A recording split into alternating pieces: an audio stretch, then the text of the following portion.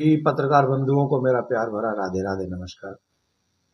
जैसा कि आप सभी जानते हैं कि हम सनातन बोर्ड के लिए और कृष्ण भूमि के लिए भारतीय जितनी भी हमारी सनातनी जनता है उसको जागरूक कर रहे हैं और हम जगह जगह जाकर सभी सनातनियों को एक मैसेज दे रहे हैं कि इस समय एक ऐसा समय है जिस समय में हम सभी को एकत्रित होकर अपने सनातन धर्म को आगे बढ़ाना चाहिए। आप लोग जानते हैं कि हमारे मंदिर भी भगवान जहां विराजते हैं स्वयं वो मंदिर भी सरकार के अंडर है। उन मंदिरों को सरकार से मुक्त करके एक ऐसी संस्था का निर्माण हो जिस मंदिर को हम स्वतंत्र करें, वहां से हम गौशाला इत्यादि चला सकें और उस धन से हम सनातनी जनों की सेवा कर सकें। ऐसी सेवा करें जिससे हमारे सनातनियों को हेल्प भी मिल सके। परमात्मा के धन से परमात्मा के लोगों की सेवा हो, जिससे मॉडर्न गुरुकुलम चले, मैकाले की परंपरा से जो एजुकेशन चल रहा है उस पर विराम लगे, हमारे बच्चे सुरक्षित रहें, हमारे बच्चों पे किसी की बुरी नज़र न पड़े। फिर हमारे हॉस्पिटल्स उसी से बने, जो गौशालाएं, जो गौ माता सड़क पे भ्रमण कर रही हैं वो गौ माता भी बचें। इन सब विषयों के लिए एक ऐसी संस्था का होना बहुत जरूरी है जो मंदिर उनके अंडर में हो, धर्माचार्यों के अंडर में हो और उन्हीं मंदिरों के माध्यम से ऐसी सुंदर व्यवस्थाएं चले जिससे 70 साल से लेकर आज तक हमारी परंपरा को आगे बढ़ाने का कार्य नहीं किया गया। वो कार्य उस संस्था के माध्यम से हम कर सकते हैं। कृष्ण भूमि जो के मथुरा में है, उस जन्मभूमि का मंदिर का निर्माण भी हम लोगों को पूरी भव्य दिव्यता के साथ में करना चाहिए, क्योंकि कृष्ण भूमि भगवान श्री कृष्ण की है, वहां कोई पीर पैगंबर नहीं आए।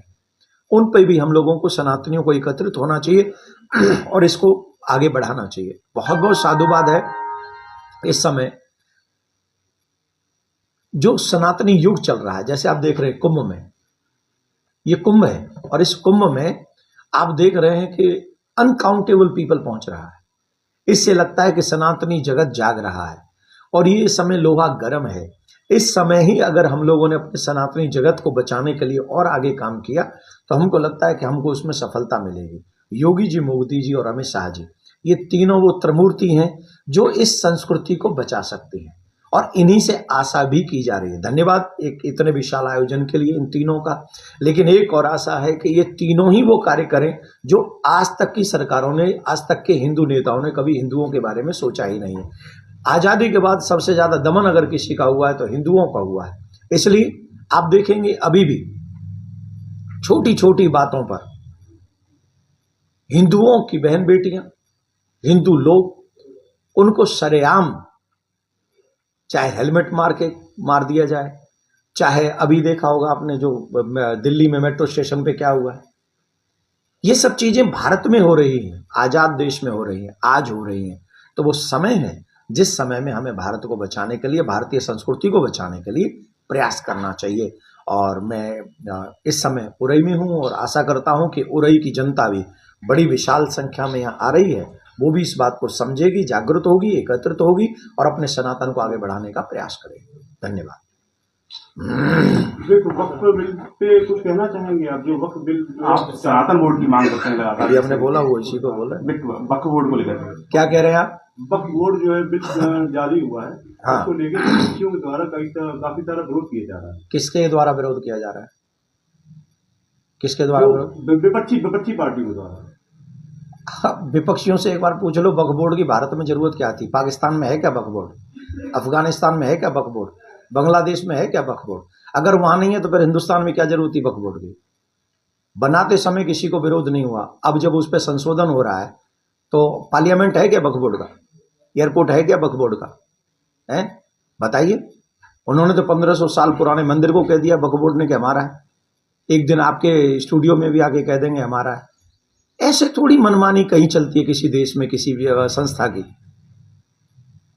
तो मैं इस पक्ष में नहीं हूं। किसी भी संस्था को आप इतनी आजादी नहीं दे सकते कि वो किसी की भी जगह को जाके कह दे ये मेरी है। उनकी जगह जो है, उन्होंने जो परचेज की है उनको रखे उनके साथ। हमारी शुभकामनाएं उनके साथ में। महाराज जी, विपक्ष कह रहा है लगातार कि महाकुंभ के नाम पर राजनीतिकरण किया जा रहा है, एक प्रोपेगेंडा फैलाया जा रहा है। इस बारे में आपका क्या कहना है? देखिए, हम पक्ष और विपक्ष की बात नहीं करते, हम धर्म की बात करते हैं। और धर्म के दृष्टिकोण से अगर हमसे कोई पूछेगा तो हम कहेंगे कि इससे पहले हमने कुंभ में कभी भी इतनी संख्या नहीं देखी। हमने एक कुंभ नहीं किया, हमने कई सारे कुंभ किए। हम लगातार 6 से और फिर आगे तक, चाहे वो 13 का कुंभ हो, चाहे 19 का अर्ध कुंभ हो, चाहे अभी का पूर्ण कुंभ हो, हमने कई कुंभ किए, लेकिन हमने इतनी संख्या सनातनियों की कभी एकत्रित नहीं देखी।